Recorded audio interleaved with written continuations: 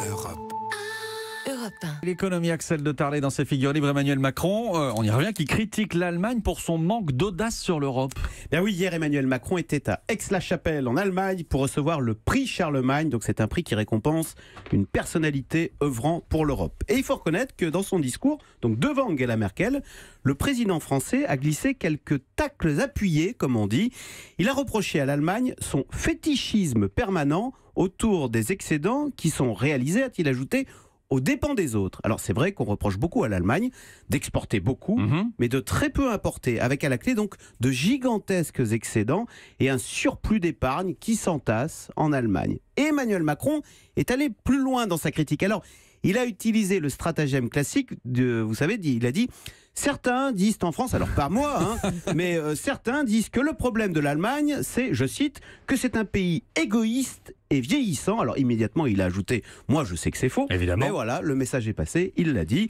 En clair, donc on l'a compris, l'Allemagne, selon Emmanuel Macron, doit consommer plus, se montrer plus généreuse, plus audacieuse. Mais ça veut dire quoi, se montrer plus audacieuse par exemple? Alors ça veut dire accepter la grande idée d'Emmanuel Macron de créer un budget pour la zone euro, de faire un pot commun, ce que les Allemands refusent tout net, car quand ils entendent pot commun, ils se disent que eux vont donner beaucoup d'argent au pot commun et que les autres vont tout récupérer. Donc c'est nine, non, pas question de faire un budget commun avec des pays en déficit chronique. Mais alors comment est-ce qu'on sort de l'impasse ?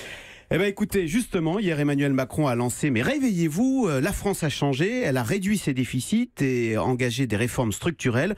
En clair, la France a fait sa part du chemin. À vous maintenant, Allemands, de faire la vôtre. Sinon, prévient Emmanuel Macron, la zone euro finira par se désintégrer. Et c'est vrai qu'aujourd'hui, on est dans un équilibre instable. C'est vrai que, faute d'intégration, l'Europe divisée est incapable d'avancer sur les grands sujets. On le voit, on n'avance pas sur la taxation des GAFA ou même sur la défense de nos entreprises face à la Chine, face à Donald Trump qui, par exemple, veut nous interdire le marché iranien. Eh bien, on est impuissant.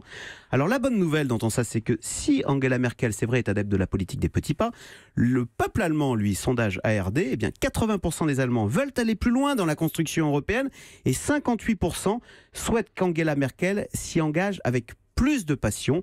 À suivre, donc on verra si Emmanuel Macron et Angela Merkel, qu'il a également reçu, méritent le fameux prix Charlemagne. Vincent, vous avez pris plein de notes pendant la chronique d'Axel de Tarlet. C'était passionnant. Mais oui. Oui, qui est formidable. Effectivement, en plus, on peut en parler du dysfonctionnement. On n'est pas synchrone. Parce que vous dites la France a changé, ou Emmanuel Macron dit la France a changé. Bon, d'abord, je suis pas sûr que les Allemands, ils regardent la SNCF en panne, la France en panne, la France en week-end permanent, etc. Je suis pas sûr qu'ils considèrent que la France ait tellement changé. Mais surtout, c'est que l'Allemagne a changé. Elle est en crise politique depuis un an. Grave, lourde, une impasse gouvernementale pendant 6 mois, sans députés d'extrême droite quand même au Bundestag. Ce sont des réalités, la crise est profonde. Non, mais ce qui est très vrai, c'est que on attendait beaucoup de ce nouveau gouvernement dont on disait c'est un gouvernement de coalition avec le SPD qui, vous allez voir, est plus francophile et plus européen. Et il se trouve qu'on a un nouveau gouvernement encore moins europhile que le précédent. Finalement, Wolfgang Schäuble était presque plus en faveur des idées d'Emmanuel Macron que ce nouveau gouvernement qui déçoit beaucoup le gouvernement français. Europe. Europe 1.